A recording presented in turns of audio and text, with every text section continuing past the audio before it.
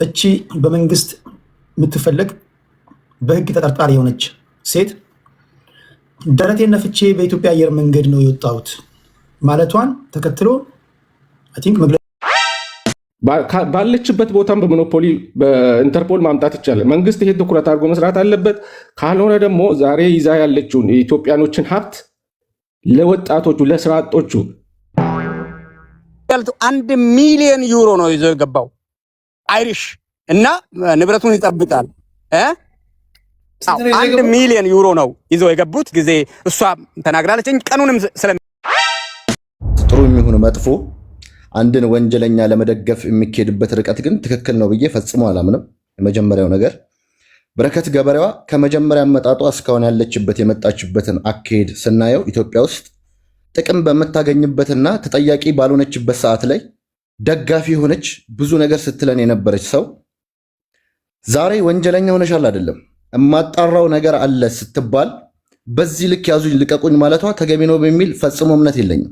በዚች ሳምንታት ውስጥ ብቻ የተናገረቻቸው ቃላቶች የሚጋጩ ናቸው እርስ በርስ። የፌዴራል ፖሊስ እሷ ላይ የእስር ማዘዣ ሲወጣባት ሀገር ውስጥ ነኝ ቤቴ ነኝ ያለች ግለሰብ አሁን ላይ በተቃራኒው ተገልብጣ ሀገር ውስጥ እንዳልሆነች ወይም ለፖሊስ እጅ እንደማትገባ ማሳወቋ ግልጽ ነው። አይ ቲንክ ይመስለኛል የኢትዮጵያን ማህበረሰብ እንደ ሾርት ሚሞሪ ይቆጥሩትና ዛሬ የተናገሩትን ነገ አይደግሙትም። ይህ ጊዜ አሁን እንደዚህ የሚያደርጉበት የማጭበርበር ጊዜ እያበቃ ነው ይመስለኝ። ቴክኖሎጂ አሁን ሁሉም ሰው እጅ ላይ እየገባ ነው። ነገ የተናገረውን ሰርች አድርጎ ማውጣት ይችላል ኤቭሪዋን። ሶ ውሸታቸው እየተጋለጠ ነው የሚሄደው። ማንም ቢያወራ ማንም ሌብነቷ መቼም ይጋለጣል። ጀስት ሌብነቷን ስትስራው አትስራው ባናቀው እንኳን ከቃሏ ላይ መረዳት ይቻላል። አንዳንዶች ደግሞ አላችሁ በሴትነቷ ብቻ የተጠቃች ለመምሰል ስላለቀሰች ወይ እንደተበደለች ስለሆነች ሴት ስለሆነች ተበድላለች ማለት ነው። እውነተኛ ንጹህ ሰው ብትሆን ፍግ ፊት ቀርባ በግልጽ መወገድ ትችላለች። ሶ በየሚዲያው ላይ ሄዶ ጫጫታ ማብዛት ዛሬ ያሉትን ነገ መቀየር ኢቨን ወደ ወንጀለኝነቷን ማረጋገጫ ነው ብዬ ነው ማስበው። እችን ለማንጸባረቅ ነው። ቴዲ አመሰግናለሁ። ቴንክ ዩ ከልብ አመሰግናለሁ። ጄደብሊው ፑሽ ኒውስ። ወደ ኢወርልድ እንሄዳለን። ኢወርልዳችን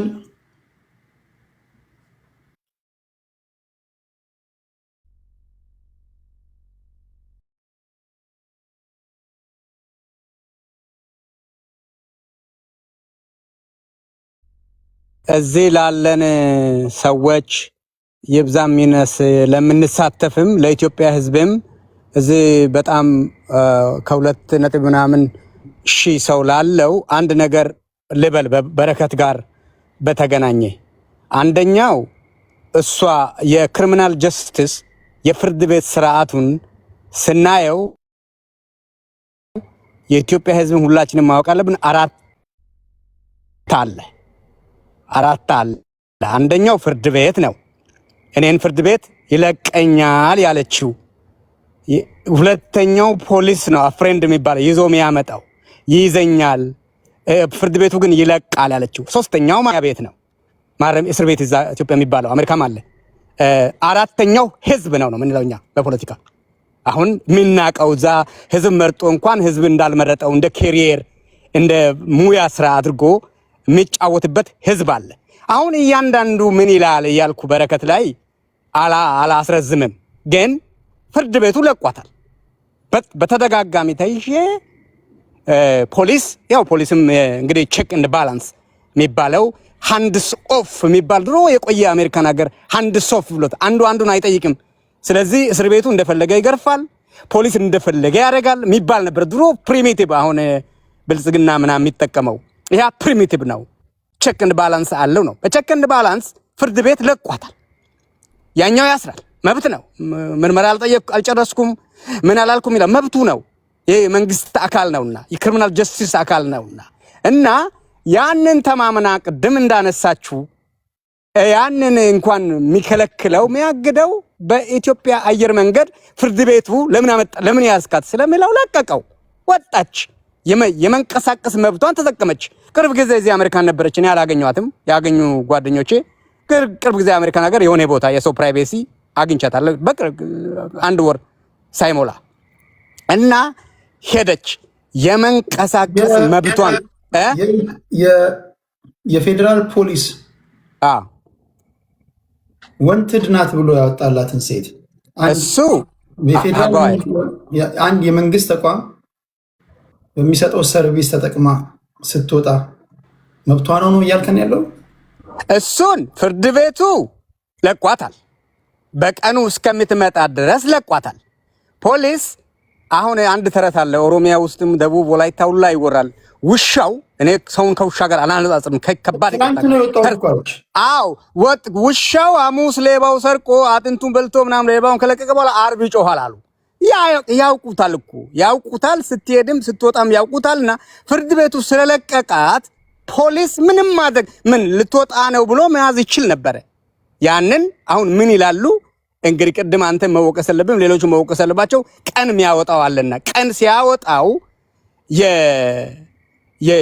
የዚህ አሁን የጠራናቸው የመንግስት አካላትን ጉድ እናየዋለን። እኔ ግን ሔዋንዬ እርሻን አሁን ምግብ አዲስ አበባ እንሰራለን ላሉት ምግብ የምታቀርብ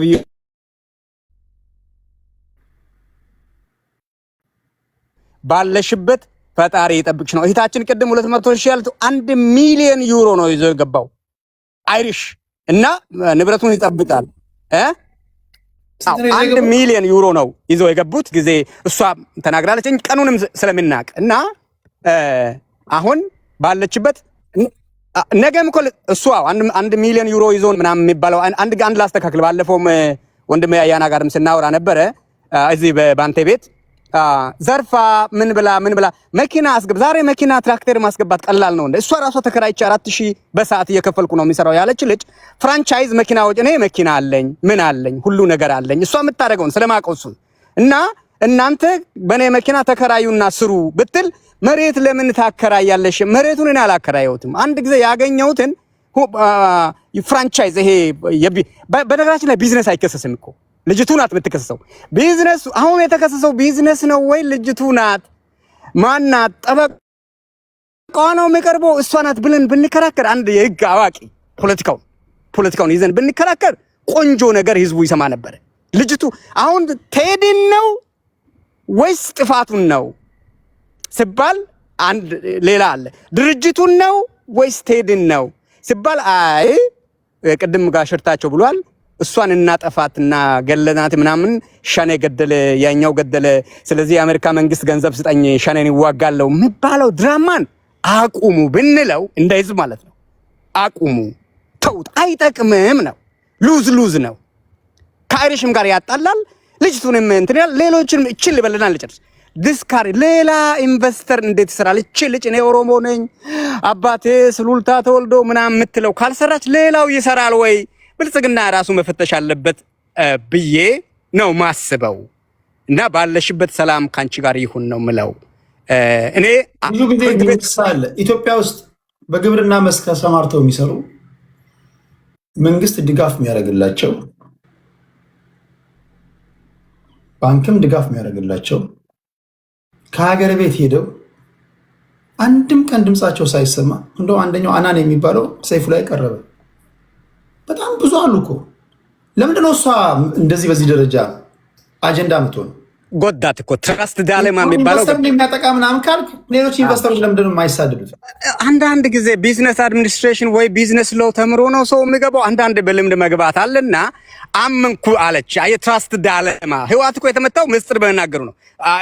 ህዋት ሆኖ ስለሚተዋወቁ ነው እንጂ ይሄ ትራስት ዳለማ አንተም ብትሆን እኔ አሁን ምስጢሬን ሙሉ ምስጢር አልናገርም። ለፈጣሪ ነው የምናገረው፣ ለራሴ ነው የሚይዘው። እና አሁን እዚህ ወንጀለኞችን ሲፈልግ ስናፈላልቅ ለአንዳንዱ ነው ስለማከብሬ ነው። ሚዲያ ህዝብ ስለሆነ ነው የተናገርኩ እንጂ አልናገርም። እና እንዴት እንደምትሄድ ትራስት ዳለማውን ቴዲ አንተ ታውቃለህ። በቃ ምስጢር የወጣው ምስጢር መልሶ ይመታሃል። ጌም ነው፣ የፖለቲካ ጌም ነው። እና ተናገረች። ከዛ ደግሞ እንትን ነኝ አለች። የአባቴ ዘር የእናቴ ዘር ቆጠረች። ያን እንዴት ነው ኢኖሰንስ ይሄ? እሺ ደቂቃ አልቋል።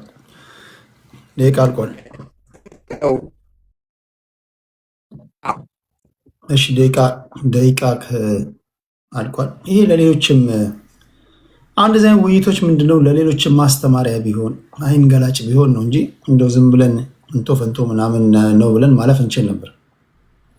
አንደኛ ከፖለቲካ ፖይንት ኦፍ ቪው እናወራ ካልነው ከፖለቲካ ፖይንት ኦፍ ቪው ልናወራ የምንችልበት ብዙ ነገር አለ። ሌሎችን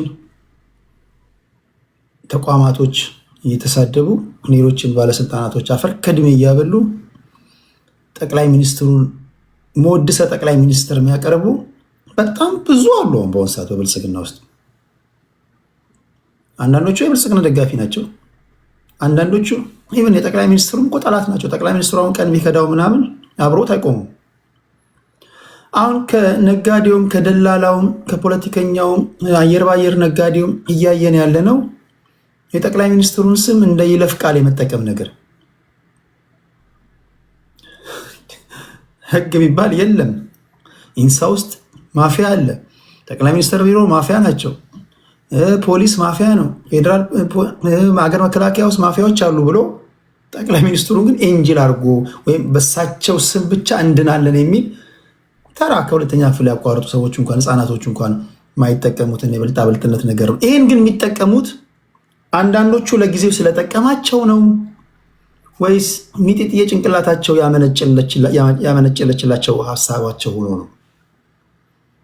በዚህ ሲጠቀሙ ኖሮ ነው። እንደዛ ደግሞ እንዳይባል እንደዚህ የሚሉ ሰዎች ይኸው አብዛኞቹ እንደውም እንደዚህ የሚሉት ቅድም ስናገር እንደነበረው በማግስቱ የክስ ቻርጅ እንደሚመጣባቸው ሲያውቁ ቶሎ ማወደስ ይጀምራሉ። በብዙዎቹ አይታችኋል ብዬ አስባለሁ። ግን ለምንድን ነው ያለው? ሲስተም ማጣት ነው? ማስፈራሪያ ነው?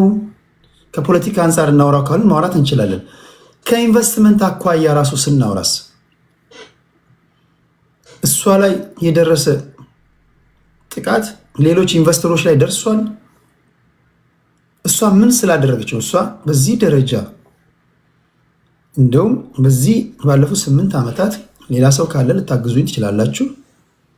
የእሷን ያህል እዛ ቅድም ስናገር ነበር የፈነጨ የለም። ይህ መንግስት እንደውም ረዳው ካላችሁ የእሷን ያህል ያገዘው የለም። ብትፈርጡ ብትነሱ የእሷን ያህል ያገዘው የለም። እላፊ ቀይ መስመር አልፋ ነው። በሴትነቷ ተጠቅታ ነው እንዳትሉ፣ ሴትነቷን ማስተዋጽኦ አድርጎላት እኮ ስትደገፍ የኖረች ናት። ኢንቨስተሮች ማለፍ ያለባቸው መስመርና ማለፍ የሌለባቸው መስመር ሊነገራቸው አይገባም ወይ? እስከዛ ማኳያ ማውራት እንችላለን ለማለት ያለውና ነገርየው ፖለቲካም ነው፣ ኢኮኖሚም ነው፣ ማህበራዊ ጉዳይም ነው፣ የሶሻል ሚዲያ አጠቃቀምም ነው። እንዲህ ያሉ ነገሮች አሉና ምን ትላላችሁ ለማለት ያለው ክብራትና ክብራን። እሺ ወደ ኢሳያስ እንሄዳለን። ኢሳችን አይ እንዴት ነህ ቴዲ? አመሰግናለሁ። ኦኬ ወደ ላይ ላውጣ ሰዎች። እሺ ኢሱ፣ እሺ አጠር ያለ ሀሳብ ልስጥ በዚህ በበረከት ገበሬዋ ዙሪያ። ሁላችንም እንደምናውቀው በረከት ከማንኛውም ኢትዮጵያኖች ይልቅ እድል ተሰጥቷት ብዙ ቦታ በሞኖፖሊ ተሰጥቷት እየተጠቀመች ነበር። ሁላችንም እናውቃለን። ይሄ እድል አላገኘንም። አብዛኛው ኢትዮጵያኖች ወጣቶች አላገኙ። ብዙ ቦታዎችን ይዛ ስትጠቀም እንደነበር ሁላችንም እናውቃለን። ያው ሴት ናት፣ ኢትዮጵያዊ ናት፣ እናበረታታለን ብለን ዝም ብለናል። ነገር ግን በቅርቡ እያሳየች ያለው ነገር እጅግ የሚገርም ነገር ነው። ለሕግ ተገዢ ያለመሆን ትላንት አምና መንግስቱን አምና ፖሊሲውን ተቀብላ ገብታ ልማት ላይ ተሳትፋ የሰራች ዛሬ ለሕግ ቅረቢ ስትባል አላምንም። ትላንት አምና የተሳተፈችው መሬት የተቀበለችው መንግስት ዛሬ ለፍትህ እና ለፍርድ ቤት ቅረቢ ስትባል አልቀርብም ብላ በየሶሻል ሚዲያው ላይ የዞረች መንግስትንም የፍትህ ስርዓቱንም ሁሉንም ጥላሸት በመቀባት ራሷን ነፃ እያደረገች ነው በሶሻል ሚዲያ ላይ። ይሄ ልክ አይደለም እና በጣም ትክክለኛ ከሆነች ለምንድነው ፍትህን የፈራችው? መንግስትን ትላንት አምና ገብታ ከሰራች ዛሬ ቅረቢ ስትባል አልቀርብም።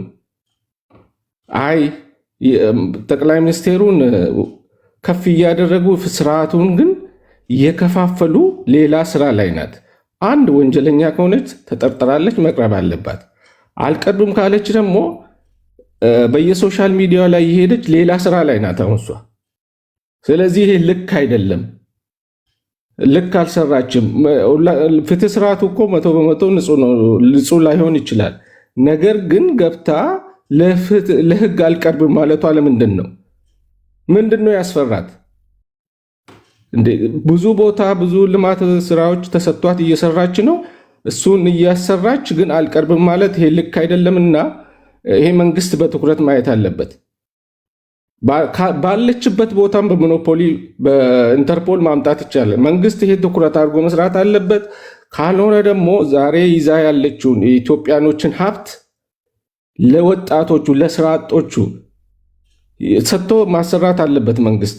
በየሶሻል ሚዲያ ላይ ይሄ መርዝ መርጨት፣ ፖለቲካ መስራት፣ ፍትህ ስርዓቱን ጠቅላይ ሚኒስቴሩን ከፍ አድርጎ ሲስተሙን ደግሞ የሀገሪቷን ሲስተም ማጠልሸት፣ እንዲህ አይነት ስርዓት እንዲህ አይነት ጋጠወጥነት መታረም መቻል አለበት። እሷ ቢሊዮነር የሆነችበት የኢትዮጵያኖች ሀብት ነው። እሷ የተለየች ሰው አይደለች ወይ የተለየች ነገር ፈጥራ አይደለም። መሬትንና እንትንን ነው ያገናኘችው። እያንዳንዱ ኢትዮጵያ ወጣት ቢመቻችለት መስራት የሚችል ጉዳይ ነው። ስለዚህ የተለየችውና ያው ማምልጣ መልሳ ደግሞ እንዲህ በአየር መንገድ ነው የወጣሁት እንዲህ ነው የወጣሁት እያለች የምትሰራው ስራ ልክ አይደለምና መንግስት ትኩረት ሰጥቶ ይሄን ነገር ልባት እንዲያገኝ ማድረግ አለበት እላለሁ። በተረፈ ወንጀለኛ ናት ወይስ አይደለም እኔ እዚህ ላይ ፍርድ አልሰጥም፣ ሁላችንም አንሰጥም። ግን ካደረገችው አንጻር ትላንት አምና መንግስቱን ዛሬ ደግሞ አላምንም ብላ እንደዚህ ማድረጓን ልክ አይደለምና ይሄ መታረም አለበት እላለሁ። በሚቀጥለው ሀሳብ ይሰጣለሁ። ለአሁኑ ይበቃኛል። ቴንኪዩ ኢሳያስ፣ እድላችሁ ነው። ወደ ብሬንደን እንሄዳለን እንዳቀማመጣችሁ። ኦኬ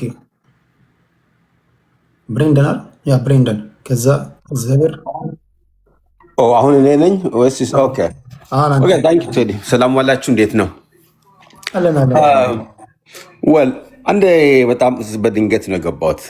ሰሞኑን በእንትን ላይ እየሰማሁኝ ነበር እና ትንሽ ሀሳብ ለመስጠት ነው።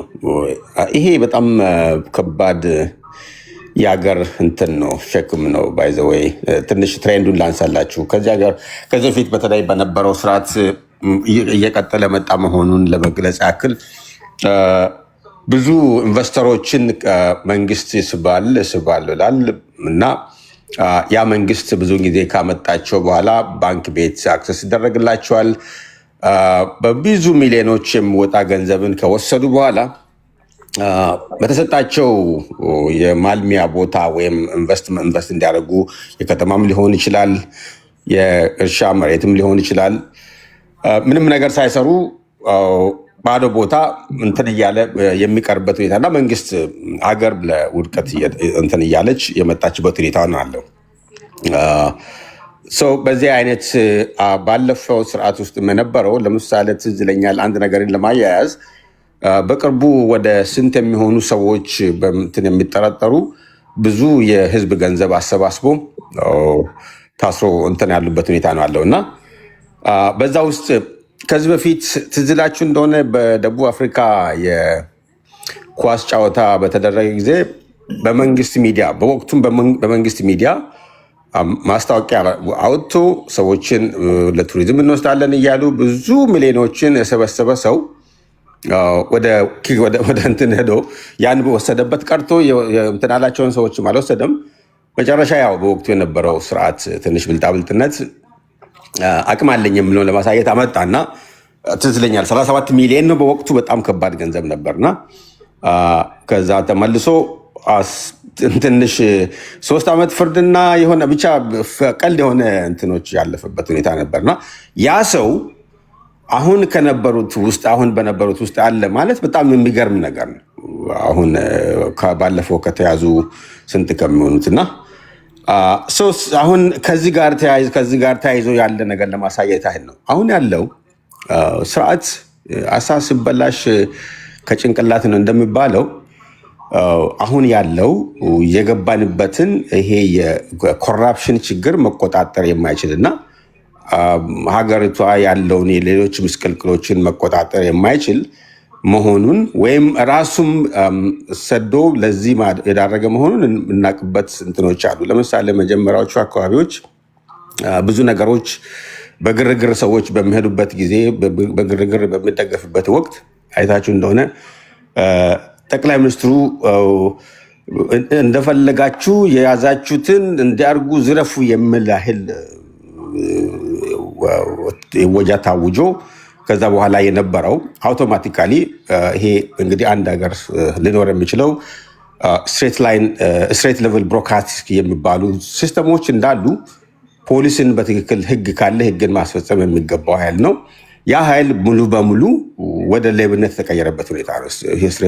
ስትሬት ሌቨል ብሮድካስት የሚባሉት ፖሊስን በለው የህግ ሰዎችንም በላቸው እብን ማንኛውም በተቻለው መጠን የኢትዮጵያን ህዝብ በሚሄዱበት በሚንቀሳቀሱበት ሁላ ችግር የሚፈጥርና ለዘረፋ መረብ ተዘርግቶ የሚሄድ አሁን ባለንበት ሁኔታ የጸጥታ ጉዳይ ጋርም ተቀላቅሎ ሰዎች ይሄን ካላመጣችሁ ተብሎ የሚባሉበት ሁኔታ ነው አለ ነው እና ይህን ችግር በምንድን ነው? ይሄ ችግር ፖለቲካል ፌለር ነው።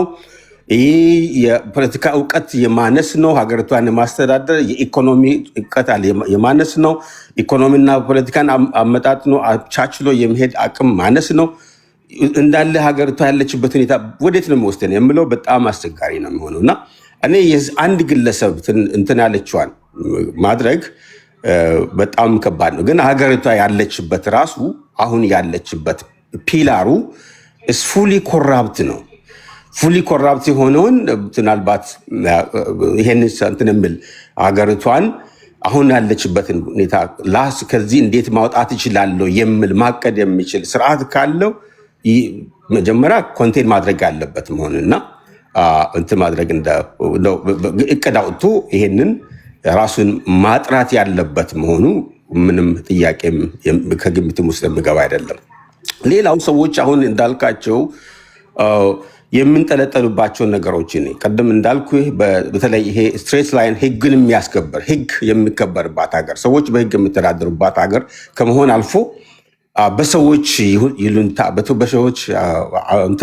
በሰዎች ላይ በመንጠልጠል የምንኖሩበት ሁኔታ ነው ሆኖ ያም ምንድን ነው በዛች ሀገር ላይ የህግ በላይነት ሳይሆን አንድ ግለሰብ ህግን የሚዘውርበት ደረጃ ላይ መሆኑ ብዙዎች አይተህ እንደሆነ አሁን በሌብነት ከተጠረጠሩትና ከሚባሉት አሁን ያነሳት ልጅና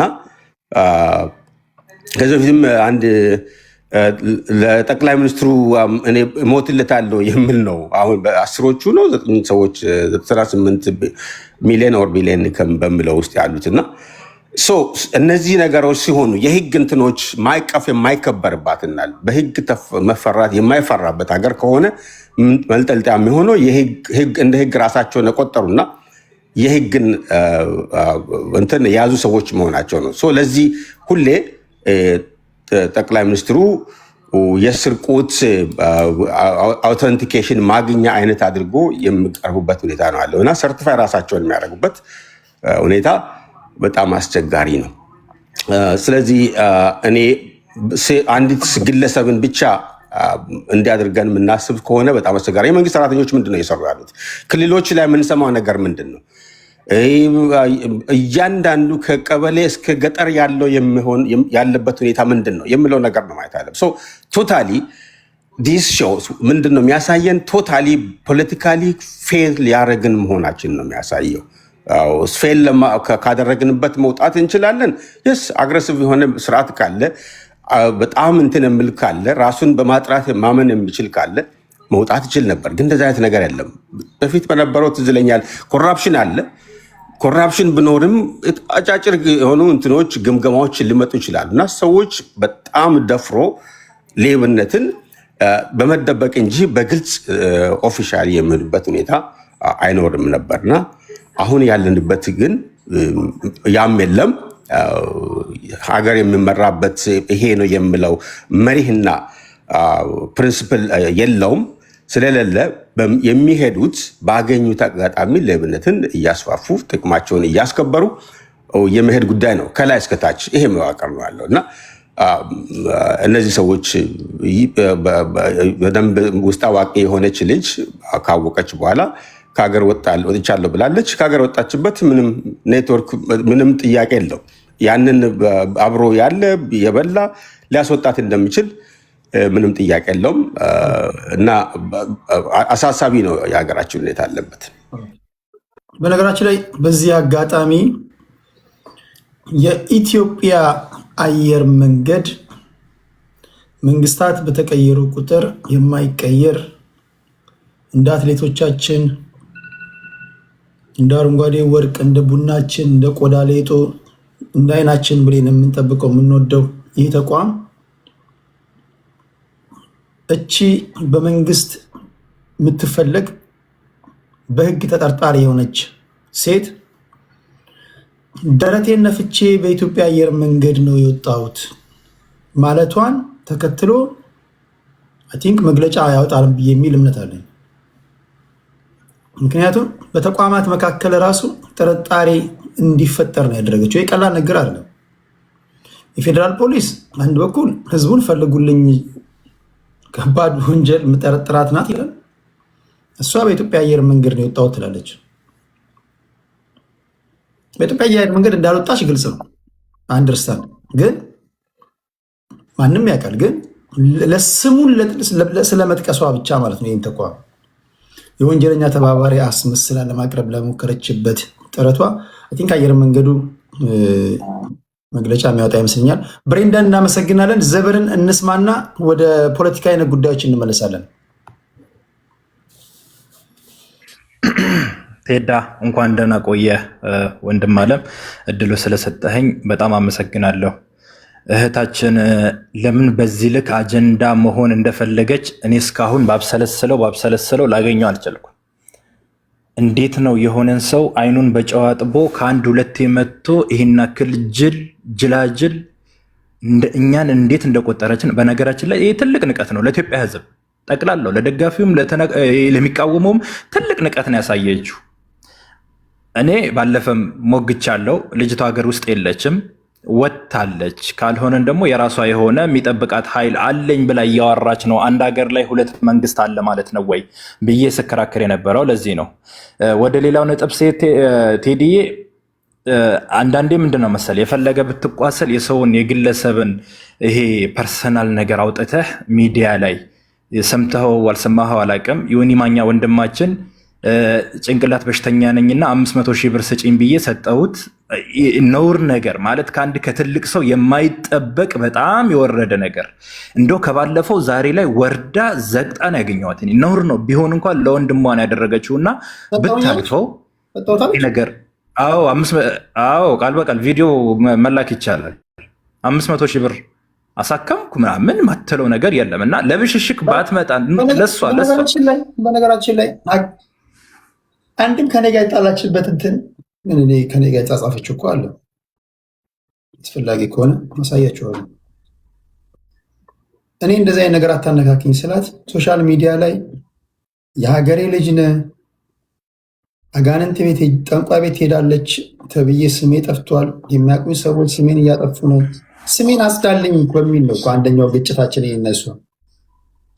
እኔ እንኳን ለአንቺ ለገዛ ወንድሜም እንኳን የት እንደሚውል አላውቅም። አንቺ ጠንቋይ ቤት ሄድሽው አንቺ ከሆንሽ ያልሄድሽውም አንቺ ከሆንሽ ራስሽን አጽጂ እንጂ ጠንቋይ ቤት አልሄደችም ብዬ እንዴት ነው ስምሽን ማጸዳው አልኳት። ኦኬ ሶሻል ሚዲያ ላይ እንዲህ ያለ ነገር እሺ ጓደኞች ካሉ አገናኘኛለች። አሮን ከሰሩልሽ ምናምን ብዬ እንትናን አናግርልኛለች።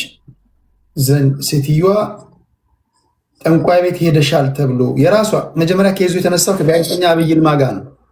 ጋዜጠኛ አብይ ይልማ አጋንንት ጋር ትሄዳለች፣ ጠንቋዮች ጋር ትሄዳለች። ታስታውሳላችሁ? የዛሬ 3 ዓመት የነበረው እሷ ፍላጎቷ አጋንንት ቤት ሄዳ ሶሻል ሚዲያ ላይ ልክ እንደዚህ የሰዎችን አንጀት በልታ አጋንንት ቤት አልሄደችም፣ እሷ ንጹሕ የእግዚአብሔር ሰው ናት እንድትባል ነው የፈለገችው። ዮኒ ማኛም ይሄን አላደርግም ያለው እኔ እስከማውቀው ድረስ እግዚአብሔር ምስክሬ ነው። ዮኒ ማኛ እንደውም እዚህ ጋር ልንገራችሁ፣ ይኸው እግዚአብሔር ምስክሬ ነው። እኔ የቅድስት ድንግል ማርያም ልጅ ነኝ። ይሄ አጋንንት ነው ቴዶ፣ እኔ ይሄ አጋንንት ነው። ራሷ ቃል በቃል ዞር በይ ከኔ ጋር እንደዚህ ነገር እንዳታወሪ ስላት ኦኬ ዮኒ ማኛን አናግርልኝ አለች። እኔ የቅድስት ድንግል ማርያም ልጅ ነኝ። እቺ አስፈሪ ነገር ነው ያለባት እቺ ሴት አጋንንት ጋር አልቀረብሽም ብዬ እንዴት ነው ላወራ የምችለው ነው ያላት። አውርቷል። ተገናኙን አውሩ ነው ያልኳቸው። ይሄን መለሰላት እስከ ማቀብ ድረስ። ከዚህ ውጭ ለሱ ለዮኒ ማኛ ከፍዬዋለሁ ምናምን ብላ ከሆነ የከፈለችበትን ደረሰኝ የትራንስፈር ማድረግ ከሆነ ማሳየት ነው። ካልሆነ ግን ዝም ብሎ የተለመደ ልክ በተቋማቶች መካከል ይሄ አንዱም አንዱ ማወጋጋት እንደለመደችው አሁን በኢትዮጵያ አየር መንገድ ወጥቻለሁ ኢንሳውስ ማፊያ ያለ እንትን ላይ እያለች እንደለመደችው ውዝን ይሄ በቃ የለመደችውን ነገር ነው የምትናገረው እና እንደዛም ብላ ከሆነ መጠየቅ አለባት የሚል እምነት አለኝ። እሱ ይመልሳል ብዬ እጠብቃለሁ። እሺ ዘበር ቀጥል። ሶሪ ስላቆምኩ። ችግር የለውም እና የሰው ልጅን በዚህ መጠን ወርደህ የጭንቅላት በሽተኛ ታማሚ ነው እኔ 500 ሺህ ብር ከፍ እያሳደብኩት 200 ሺህ ብር 150 ሺህ ብር ነውር ነው ማለት ከሱ አይጠበቅም። ከዚህ እኛ ማለት የሆነ የሰጠናት ደረጃ አለ። ለምስ የት ልጅ ሆና ጠንካራ ሆና እንድትወጣ ካለን ጉጉት አንጻር የሰጠናት ቦታ ነበር እና እሷ ደግሞ መታ ከአንድ ሁለቴ ለምን ሁለተኛ መምጣት እንደፈለገች አላውቅም። በመጀመሪያው ዙር መታ ያጠፋችው ነፍ ጥፋቶች አሉ። ዛሬ ላይ መታ ደግሞ እንዳይመለስ አድርጋ አጠፋፍታ አደማምታው ነው ሄደችው። በሁለተኛ ነገር እኔ ባለፈው አቋሜ ነው ዛሬ ማንጸባርቀው ይህ ስርዓት ሌባን ሌባ ብሉ ስላለ እኔ ሌባ እያልኩ ነው የምጠራት። አንድ እኔ ድርሻ አልደረሰኝም ከሀገሬ ሽጣውት ከሆነ ድርሻዬን እንፈልጋለሁ። እሷ ሀገሪቷን ያለውን እያንዳንዱ ነገር በጥብጣ ዘርፋ ስትሄድ ሌባ ለማለት የሚዳዳጁ ሰዎች ምን አይነት ጭንቅላት እንዳላቸው አላውቅም። ስርዓትና ህጉ ሊከበር ይገባል፣ ተቋሞቹን ሊጠነክሩ ይገባል ብለን ስንጮህ ከመሬት ተነስተን አይደለም። በሀገራችን ላይ ያለው የስርዓታችን ሁኔታ ስርዓቱ በምን ያክል መጠን እንደሆነ ስላሳየችን አሁን ላይ ያለው መንግስት ደግሞ እነዚህን እጃቸው የተጠረጠሩ ሰዎች ውሎ አድሮ ሳይሆን በእያንዳንዱ ቀን ለቅሞ ለህዝቡ እያንዳንዱ ነገር ያቀርባል የሚል ተስፋ አለኝ። ቴዳ እሷ አጀንዳ መሆን ስለፈለገች ይህን ያክል ቦታ በአንሰጣት መልካም ነው። ሆን ብላ ፈልጋው ነው የራሷ የሆነ ቀመር ስለቀመረች ነው እንጂ በምንም አይነት መንገድ መታ በዚህ ደረጃ ልትወርድ አትችልም። ነውር ነው። ወርዳለች ሳይሆን ዘቅጣለች። የማይባል ነገር ነው ያለችውና በጣም በሚያሳፍር ሁኔታ እኔ በምን መንገድ እንደሆነ አላውቅም። ብቻ በኋላ በፖለቲካው እንመለስ። ቴዳ ይበቃታል። ከዚህ በላይ ትኩረት እንድትሰጣት ስለፈለገች ነው። ትውልድ ማወቅ ስላለበት እኔ እኮ እንዴት መናገር እንዳለብኝ እንዴት አረፍተ ነገር አደራጅቼ እንዴት አድርጌ ጥግ ላስይዝ እንደምችል ማቅ ልጅ ነኝ። በጣም በጨዋ ቋንቋ እግዚአብሔር የተመሰገነ ይሁን። ደግሞ ሰው ስርዓት እስካለ ድረስ ሰው ያደምጣል። የምናገረው ወይ ዝም ብሎ ምናምን አይደለም፣ ሀቅ በሆነ መንገድ ነው። ግን ሀቅ በሆነ መንገድም አንዳንዴ እንዴት መናገር እንዳለብን ማወቅ ያስፈልጋል። እቺ እኛ ማናቃቸው እግዚአብሔር አንዳንድ ጊዜ ትውልድ ይዳን ሲል ራሷ በራሷ ዛቢያ ነው እኮ ችግር የምትፈጥረው። ትውልድ ይዳን ሲል የሚያቅበዘብዛት ሴት ናት። ብዙ ማታቁት ነገር ሊኖር ይችላል። እኛ ቤቷ ሄደን አላንኳኳን። ሄዳችሁ ቤታቸውን ሄዳችሁ አላንኳኳችሁ። የቤተሰቧን ገበና ይዛ ወጥታ አደባባይ ላይ ወጣችሁ እሷ ናት። እናቷን እንደዛ አድርጋ የተናገረችው እሷ ናት። ይሄ እኮ ሁሉ ነገር እኮ የሆነ ነገር ትውልድ ይወቅ ሲልም ሊሆን ይችላል። እግዚአብሔር የራሷ አጎት የተናገረውን ሰምታችኋል። እናቷ የተናገረችውን ሰምታችኋል። የገዛ እናቷ ጥሩ ነገር ላይ አይደለችም ብላ የተናገረችው የገዛ እናቷ ናት። ይህን እኛ አልሄድንም፣ ራሷ ናት አምጥታ የነገረችን። ከዛ ደግሞ የሚያውቋት ሰዎች ደግሞ ከባዕድ አምልኮ ጋር ግንኙነት አላት ምናምን። እንደው የሚበላውን ያጣ ሰው እንኳን ከባዕድ አምልኮ ጋር ንክኪ ያለውን ሰው ለአጽዳ ብሎ ዘው ብሎ ይገባል እንዴ? ምንም በማታውቁት ነገር ትንሽ ፈራ እግዚአብሔር ያለባችሁ ሰዎች የባዕድ አምልኮ ነገር በቲፎዞ በምናምን ክፉ በክፉ ሳይቀጣ አልፍም ይላል የእግዚአብሔር ቃል። እንደዚህ አይነት በማናውቀው ነገር ላይ በየዋህነት የገባችሁ እግዚአብሔር የልብ አምላክ ነው። ግን እቺ ሴት ነገረ ስራዋ ሁሉ መቅበዝበዝ የሆነው ጅብ እንደዚህ ልዑል የሚባል ጅብ እንደዚህ አድርጋለሁ ስትል ሰውነቷ ላይ የምታሳያቸው ንቅሳቶች ይሄን ሁሉ የሚያሳየን ምንድን ነው? እግዚአብሔር እኮ ነው። እግዚአብሔር በቲፎዞ የሚሰራ አምላክ አይደለም። በወጣችሁት ብሔር ቁጥር ልክ የሚሰራ አምላክ አይደለም። ሀቅ ካለ እግዚአብሔር ሀቅህን ያወጣልሃል። በዚህ ደረጃ ሽብር እስክትፈጠር ድረስ ስታውከን ተጨንቃ ስታስጨንቀን ምንድናት እቺ ሴት በዚህ ደረጃ? በምን እርግጠኛውን ያው ልዑል የሚባል ጅብ አስተዋወቀች። ጅቡ ለምንድነው አንተ ራስህ ግምት ስጥ። እኔ ምን አውቃለሁ? ጅቡን ልታረባው ነው የማለት መብት የተጠበቀ ነው። ጅብ አይደለም በግ ነው ያየው የማለት መብት የተጠበቀ ነው። እሷ ልዑል የሚባል ጅብ ላስተዋወቃችሁ ነው ያለችው። አበየልማ ማናችንም የሐዋሳ ልጅ የምናውቀው የብዙዎቻችን የሙያ አባታችን ወንድማችን ታላቃችን ከኔ ጋር አብሮ የሰራ ፋናም ደቡብም ስንጀምር አብሮኝ የሰራ ያስተማራችሁ እንግሊዝኛ መምህር ማንም የሐዋሳ ሕዝብ የሚያውቀው በጨዋነቱ በትንታኔው ላትስማሙ ትችላላችሁ። በቅርበት ከኔ በላይ ያውቃታል። አደገኛ ነገር ውስጥ አለች ብሎ እኮ የሚናገሩት እኮ ራሱ የሰበብ አካባቢ የሚያውቋት ሰዎች ናቸው እኮ። አንድ ቀን የእግዚአብሔር ሰላምታ ተስጣታችሁ ማታውቁ ሰዎች፣ አንድ ቀን ሻይ ቡና ብላችሁ ማታውቁ ሰዎች አትሊስት ኦኬ የሚያውቋት ሰዎች እስኪ ሲናገሩ አድምጡ።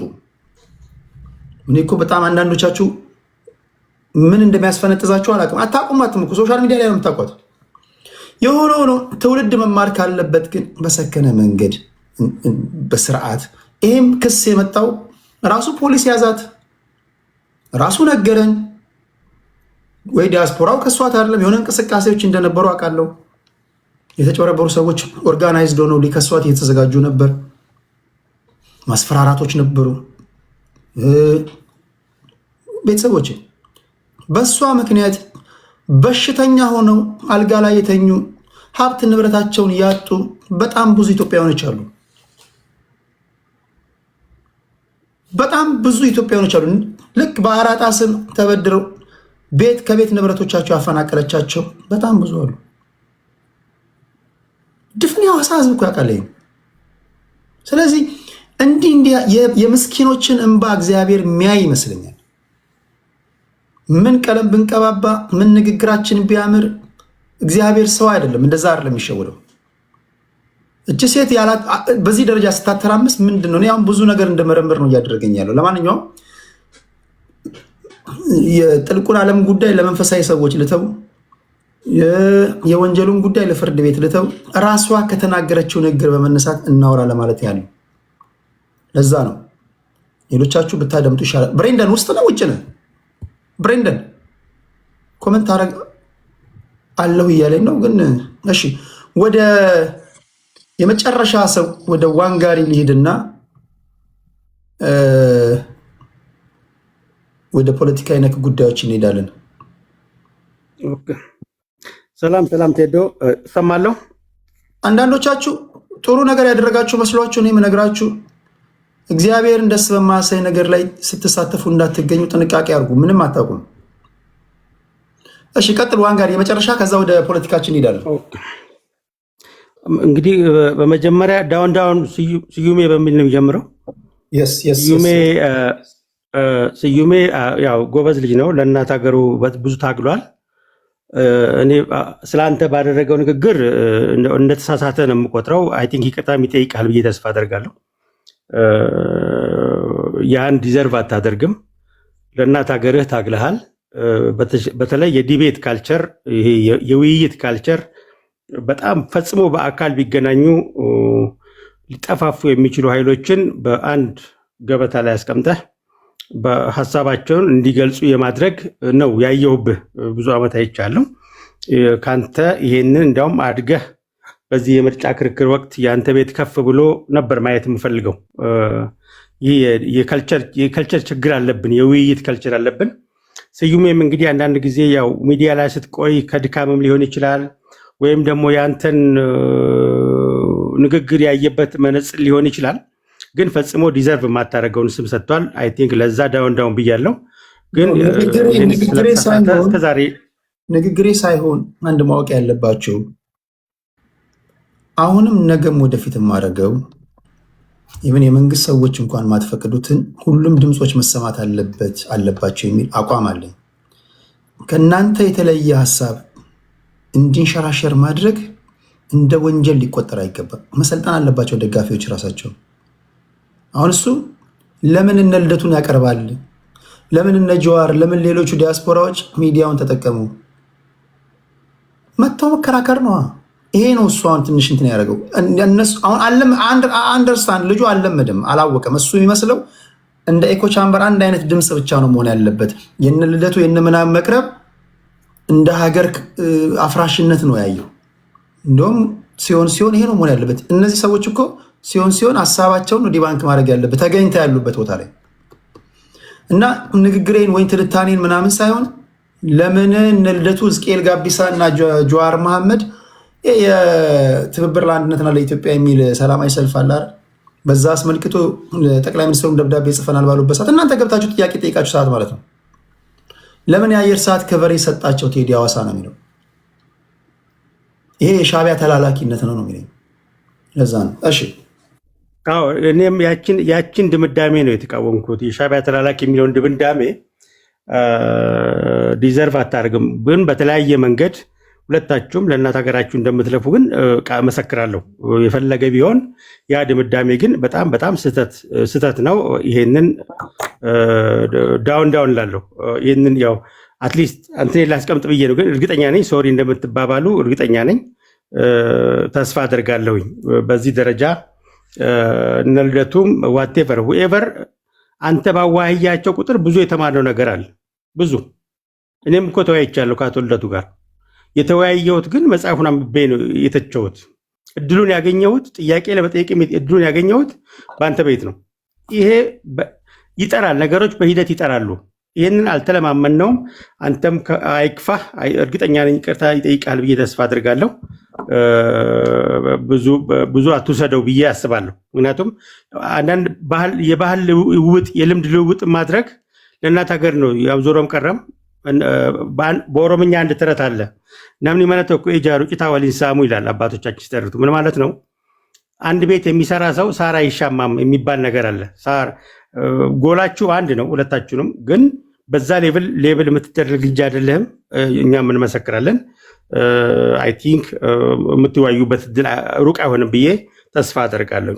ሲሆን በዛ መድረክ ተጠቅሞ ልደቱን ቻሌንጅ ማድረግ ያለበት ስዩም ነበር በአንተ ቤት እና ይሄን ያንተን ቤት የእሱን አይዲያ ለመሸጥ ነው ሊጠቀሙ የሚገባው። አይ ቲንክ በስዩም ሌቭል ይሄን ያክል ካልኩ ትወያያላችሁ፣ ትነጋገራላችሁ ብዬ አስባለሁ። አንድ ሀገር ነው የምትገነቡት። እርስ በርስ ልትደባደቡ አይገባም። በዚህ ሌቭል ልትደራረጉ አይገባም ብዬ አምናለሁ። ይህ የእኔ እምነት ነው፣ ተስፋም አደርጋለሁ። ሁለተኛ እንግዲህ ገበሬዋን ሰማኋት። ባለፈው ያው የዲው ፕሮሰስ ኦፍ ሎውን እድል ልሰጣት ፈልጌ ነበረ። አሁን ግን በኢትዮጵያ አየር መንገድ ያውም በአይናችን በኢትዮጵያ አየር መንገድ ነው የወጣሁት ብላለች። የኢትዮጵያ አየር መንገድ ቻሌንጅ እንደሚያደርገው ተስፋ አደርጋለሁ። ይህን ካደረገች ግን አይ ቲንክ የህግ ሲስተሙ በጣም ብዙ የምንማርበት ነው ብዬ ነው። ብዙ መንግስትም ሊፈትሸው የሚገባ መሆኑን አረጋጋጭ ነው የሚሆን። ማንም ባለሀብት ስለሆነ እንግዲህ ሩል ኦፍ ሎው እናንተ የምትኖሩት ሩል ኦፍ ሎው ያለበት ሀገር ነው። ህግ ስለሚከበር ነው። ኢትዮጵያ ላይ ህግ ተጥሶ ህግ የሚከበርበት ሀገር መሸሸጊያ ሊሆን አይችልም። የትም አገር ቢሆን ህግን ጥሳ ህግ ስለፈለጋት አምልጭ የሄድኩ የሚለው አካሄድ ትክክል አለ። እንዲያውም ባለፈው ስትደበቅ ራሱ በነፊት ኦፍ ዳውት ልሰጣት ፈልጌ ነበረ፣ ሴትም ከመሆኑ አንግል። በዚህ ሌቭል ግን ያውም በፊራኦል እንትን ላይ ቀርባ እንደዛ ንግግር ስታደርግ ይሄ ትክክል አይደለም። በተለይ ሰውን በስራው ይህንን የሚሰራው ተብሎ ሰውን በዚህ ሌቭል መተቸት አሁን ስብዕናዋን በደንብ ያሳያል። ይህ ስብዕና ጉዳይ ነው፣ የማንነት ጉዳይ ነው። እንደዚህ አይነት ስብዕና ይዛ ለኢትዮጵያ ልማት የምትጎዳው ይበልጣል። ምክንያቱም ብዙ ሰው ይከተላታል። እሷ ህግ የምጥስበት መንገድ ብዙ ወጣት ያሳስታል፣ አገርን ያፈርሳል። ማንም ሰው ለህግ ተገዢ ሲሆን ነው አገር የሚገነባው። እሷም ያፈራችውን ሀብት መጠቀም የምትችለው ለህግ ተገዥነት፣ ህግ የሁሉም ነገር በላይ ነው የሚለውን ነገር ስትተባበር ነው። ህግን ለራሷ ሲሆን እየጣሰች ለሌላ ሲሆን እያስከበረች የምትሄድ ከሆነ ግን ይሄ ልምምዱ ጥሩ ስላልሆነና መልእክቱም ቆንጆ ስላልሆነ ይሄን እጋፈጣታለሁ። ይሄ ትክክል አይደለም። የህግ አስፈጻሚው አካልም አካሄዱ ሊፈትሽ ይገባል ብዬ አምናለሁ። እንደውም እሷ ባደረገችው አንጻር ከአሜሪካ ታስረው እንዲቀርቡ መጥሪያ የወጣባቸውም እንዲቀር እታገላለሁ ከዚህ በኋላ። ሌላውን በህግ ጥላ ስር ለማዋል ስንታገል ሌላው ህግ ጥላ ስር የዋለው ደግሞ ህግ ጥሶ የሚያመልጥበት አገር ከሆነ ይህ ትክክል አይሆንም። እርግጠኛ ነኝ ይታረማል። እርግጠኛ ነኝ የእሷ ሂደት አሁን ጎልቶ ይወጣል። እንግዲህ ሩጋ አፋን ቀበን ፉኛኒን ባቲ ይላሉ። ተረቱን አበዛውባቸው። እውነት አፏን ቢይዟት በአፍንጫ ታወራለች። አሁን በእሷ ቤት አምልጣ በቲክቶክ ላይ ያወራችው ደጋግማ ያወራችው ነገር ስብዕናዋን ነው እየደጋገመ እያሳየን የመጣው ማንነቷን ነው። እንግዲህ ባለሀብት ነች፣ ይህ ቅናት ይጨምርላት።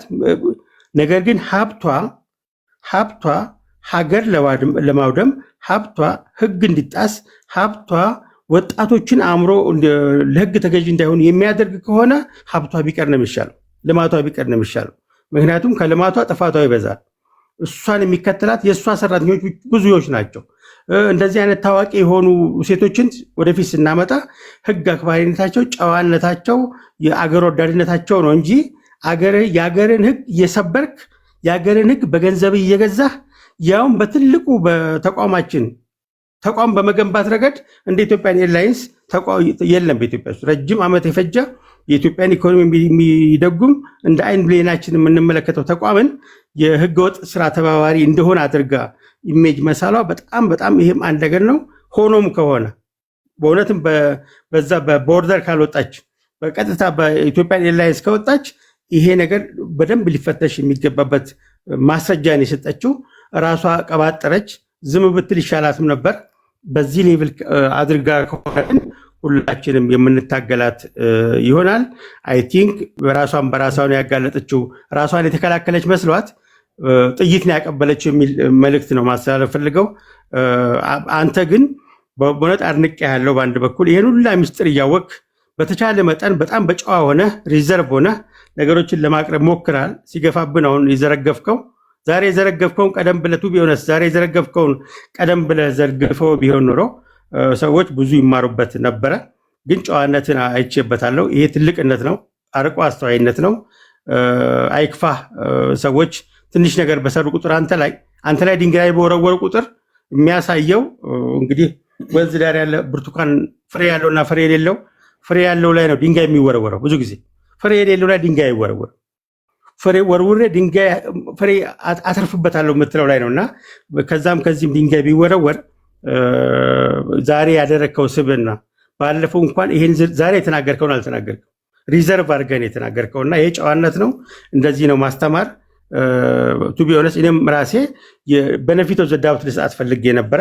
ዛሬ ግን ያደረገችው ንግግር እጅግ አሳዛኝ፣ የፍትህ ስርዓቱን ብቻ ሳይሆን የአገሪቷን ህግ በገንዘቧ ገዝታ ጨፍልቃ መሄድ እንደምትችል ኢትዮጵያን ኤርላይንስ ወጣ ከሆነ ይሄ ትልቅ ሞት ነው ብቻ ሳይሆን መጥፎ ትምህርትም ስለሚሆን ይሄ መንግስት አይ ቲንክ ቁርጠኛ ሆኖ እርምጃ ወስዶ ለሌላው ፖቴንሻል ህጉን ሊጥሱ የሚችሉ ባለሀብቶችንም አስተማሪ እንደሚያደርግ ተስፋ አደርጋለሁ። ቴዶ አይክፋ። ቴንክ ዩ። አብሽር እንዲህ ያለ ቀሽም ጥፋት እንዴት እንደሰራች ለእሱ አዘንኩላት እንጂ እኔማ ምን ችግር አለው? እየመጠንኩኝ እናገራለሁ። እንዴት አድርጌ ሀሳቤ ለአድማጭ ተመልካች ሊገባው በሚችል መንገድ በዚህ ደረጃ ገፍታ ስለመጣች ነው። ለማንኛውም ነገ ከነገ ወዲያ የፍርድ ሂደቱ የፍርድ ቤት ጉዳይ የሚወጡ ነገሮች ካሉ እንዲሁም ደግሞ በተደጋጋሚ በሶሻል ሚዲያ ላይ እየወጣች እንደተለመደው በጋጠ ወጥነት መንገድ እንደዚሁ የምትናገር ከሆነ ራሳችንን የመከላከል መብት ስላለን ነው የምንለው። ራሳችንን የምንከላከለው ነው እንደምታውቁት ከስምሽ ፊት ኢንቨስተር የሚል ነገር ስላለ ነው እንጂ ኢንቨስተር የሚባል ስም ቢኖር ድንጋይ ብትወረውርብኝ ራሱ አንቺ ላይ አልወረውርም። ትንሽ ለኢንቨስተሮች ክብር ኢንቨስተር የሚባለው ስም ነው እንድናገር ያደረገኝ እንጂ በረከት ሐዋሳ ውስጥ ራሱ እግርሽ እስኪቀጥን ድረስ ፈልገሽኝ ራሱ አታገኘኝም እኮ በስንት መከራ ሲቸግርሽ ነው የመጣሽው። ለማንኛውም ለዛ ኢንቨስተር ለሚለው ስም ነው ምላሽ የሰጠሁት። ያን ሁሉ የስድብ ናዳ አስታወርድ ለማለት ያን ነው። እሺ ክብራትና ክብራን፣ አሁን ይህን ጉዳይ በዚህ እንጨርሳለን። ምንሄደው ወደ ጽንዶ ጉዳይ ነው። አንዳርጋቸው ጽጌ ቅድም ነገር ለመናገር ሙከራ አድርጌያለሁ። ከ3 ከ4 ደቂቃ በላይ አልወስድም በዚህ ጉዳይ ላይ ጀስት መነሻ እንዲሆናቸው ነው። አንዳርጋቸው ጽጌ የሱዳን፣ የኦሮሞ፣ የአማራ፣ የትግራይ፣ የኤርትራ ህዝብ ይጻመድ ይላሉ።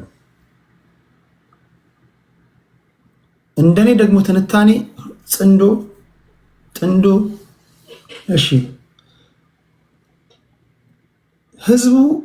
ህዝቡን እኮ እኛን ቅድም ተናግሬዋለሁ መደጋገም እንዳይሆን ህዝቡን መሀል ገብተን ስናበጣበጠው የምንኖረው እኛ ነን። የእኛ ሀገር ፖለቲከኞች ብዙ ጊዜ ያላቸው ትልቁ ኳሊቲ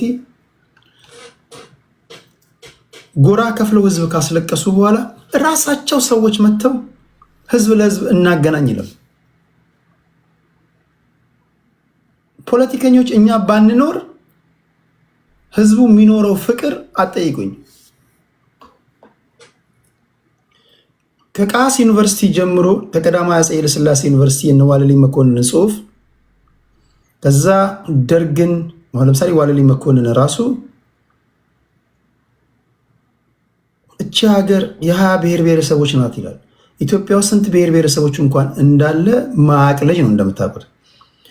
ከዛ ደርግን ለመጣል በተደረገ ትግል ፖለቲከኞች ታግሎ ለማታገል እንዲመቻቸው አጀንዳ ቀርጸው ወደ ህዝብ ነው የገቡት። የኛ ሀገር ፖለቲከኞች ከተማ ላይ በምርቃናም ይሁን በምንም በጨብሲ በሞቅታ አጀንዳ ይጽፉና ወደ ገጠር እኮ ነው የሚገቡት። ገጠር ሄደው እያረሰ በፍቅር እየኖረ የነበረውን ህዝብ ለማይቀረው ትግል ተነስ ይሉታል። ከተማ ወደ ገጠር እኮ ሄደን እኮ ከዛ ህዝቡ አልፈለገም ይላሉ። ታግለው ለማታገል ቲፎዞ ለማብዛት የሌለ ችግር ቢኖርም እነሱ የሚሉት ሊሆንም ይችላል ላይሆንም ይችላል። ጥናት አድርገው በእውነት ችግር ነው ወይ ብለው ገበሬው ምንድነው የሚጠይቀው፣ ህዝቡ ምንድነው የሚጠይቀው ብለን አንጠይቅም። ማናችንም እነሳና እኔም የማንኪያ ነገድ ባለፉት ስርዓቶች እንዲህ ሲሆን ነበር ምናምን ብዬ ዝም ብዬ ከኪስ እያወጣሁ መናገር እችላለሁ። አሁን አንዳርጋቸው አሲፍ ህዝባችን አይጥና ድመት የሆነ ይመስል የህዝብ ለህዝብ ግንኙነት መፍጠር አለብን የሚለው ነገር እንዴት ነው ያያችሁት?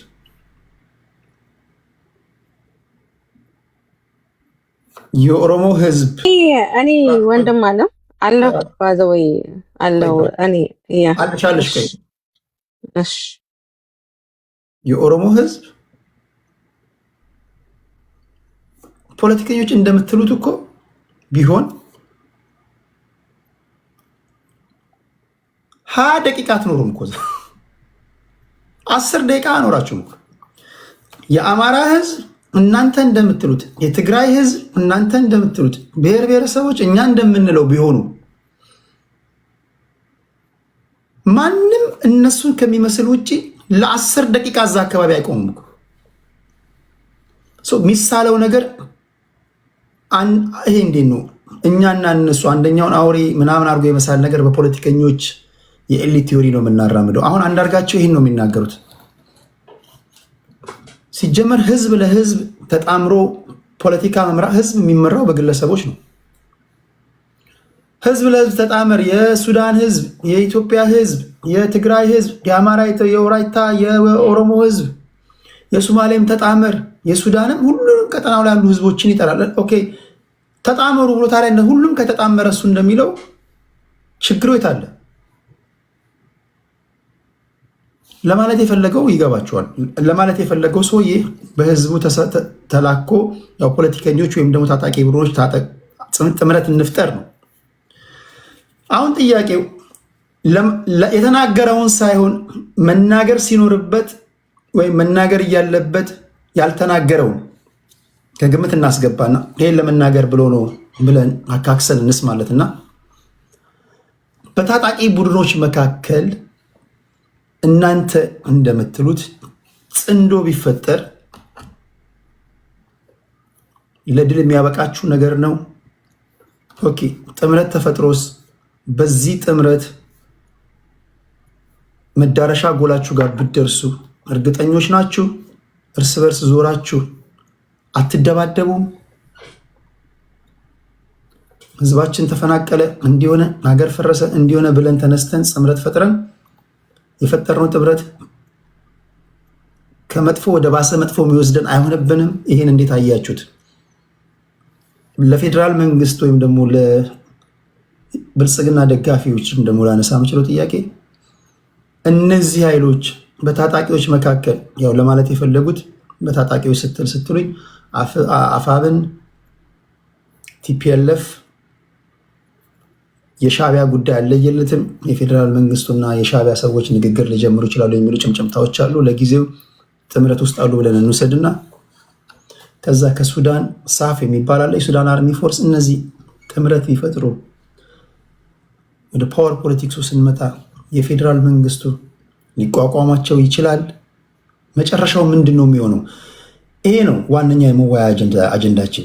ጽንዶ ስለሚባለው ኮንሰፕት ነው የምናወራው።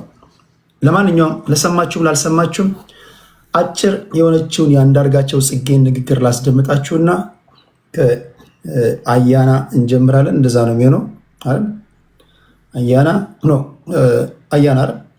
አዎ። ቆይ ስብጥሩን አስተካክሏለሽ። ከዛ መነሻ ይኖረናል ማለት ነው። የአንዳርጋቸው ጽጌን ንግግር አድምጦ እስኪውላችሁ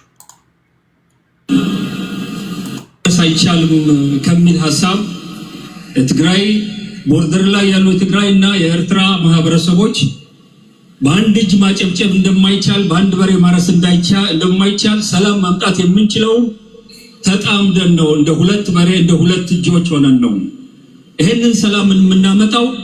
የፖለቲካ መሪዎችን ፈቃድ ጠይቀን የወታደራዊ መሪዎችን ፈቃድ ጠይቀን ሳይሆን እኛ ህዝብ ሰላም የጠማን ህዝቦች እርስ በርስ ተገናኝተን ተነጋግረን ሰላማችን ከሁሉም ነገር እንደሚበልጥ ለሁሉም ማሳየተን የምንጀምረው ነው ብለው በጋራ የጀመሩት ነገር ነው። አማርኛ ተናጋሪ የሆነው ማህበረሰብ ማወቅ ያለበት ጽንዶ ሲባል በሌላው ማህበረሰብ ላይ የተዶለተ ነገር አድርጎ የብልጽግና መንግስት ሊያቀርበው የሚሞክረው ነገር ፍጹም ሐሰት የሆነና ይህ ጉዳይ የፖለቲከኞች የጦር መሪዎች ሳይሆን የህዝብ ለህዝብ ግንኙነት ለዘለቄታ ሰላም፣ ለዘለቄታ ደህንነት፣ በጋራ ለመልማት ህዝብ ቆርጦ ዘላቂ ሰላም፣ መረጋጋትና ልማት ለማምጣት የወሰደው አቅጣጫ ነው። ይሄ ትልቅ እርምጃ ነው። ይሄንን አራያነት የተሞላው የትግራይና የኤርትራ ማህበረሰብ እንደ ህዝብ የጀመረውን ነገር ወደ መላው ኢትዮጵያ ማዞር፣ ወደ ሱዳን ማዞር፣ ወደ ሶማሊያ ማዞር፣ ወደ ኤርትራ ሁሉም አካባቢዎች በውስጥ ችግራቸውን በጽንዶ መፍታት የሚችሉበት ከዛ አልፈው ሀገር ለሀገር ያላቸውን ችግር በጽንዶ የሚፈቱበት ምስራቅ አፍሪካ በጽንዶ አይነት የህዝብ ፍላጎት የተቀረጸ የሰላም፣ የመረጋጋት፣ የደህንነትና የብልጽግና ቀጠና ሆኖ ማንም የውጭ ጉልበተኛ ብርና ገንዘብ ያለው ጉልበት ያለው እየመጣ እንደፈለገ የማይፈነጭበትን አካባቢ ለማድረግ ትልቅ ራዕይ ስለሆነ የኢትዮጵያ ህዝብ የአማራ ህዝብም ይህን የጽንዶ ሀሳብ ተቀብሎ በየቦታው ከሁሉም ወገኖቹ አማራ ህዝብ ከትግራይ ጋራ፣ አማራ ህዝብ ከኦሮሞ ጋራ፣ አማራ ህዝብ ከአፋር ጋራ፣ የትግራይ ህዝብ ከአፋር ጋራ ከዛ አልፎ መላውን ኢትዮጵያ አስተሳስሮ ኢትዮጵያን ከኤርትራ ከሱዳን ከሌሎችም ሀገሮች ጋራ በጽንዶ አድርጎ